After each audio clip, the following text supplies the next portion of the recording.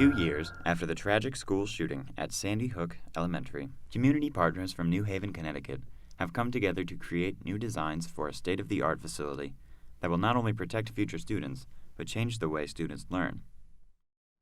You might expect the new school to be equipped with metal detectors and other high-profile security measures, but Zweigels and Partners, the architectural firm in charge of the design, decided to take a different approach.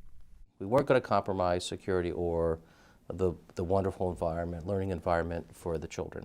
So what we had to do is figure out how to make that the security measures that we saw were important to be as inobtrusive as possible.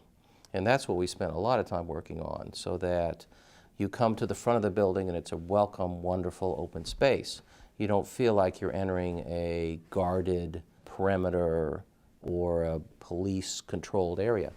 The new Sandy Hook School, set to be complete in 2016, will feature security systems embedded in nature and design.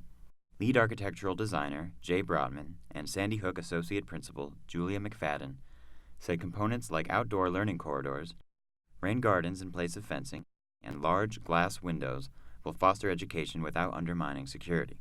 Nature provides a great kind of wealth of experience for children because it's so variable and because it's so dynamic.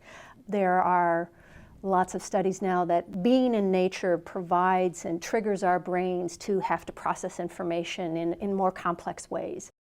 Children learn better when they are exposed to natural daylight, where they can see natural views. Vice President of the Connecticut Association of School Psychologists, Carla Vasquez, shares this sentiment, stating that schools should not feel like a prison. You know, kind of having a school feel like a fort, you know, I think really isn't going to enhance anybody's learning, and I don't think it's going to make anybody feel comfortable, regardless of where you're at.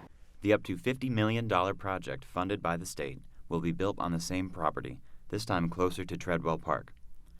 Bioswales, or rain gardens, will serve as natural boundaries in place of fencing to provide the first line of defense at the school's front door. Once at the entrance, visitors will be confronted by security staff.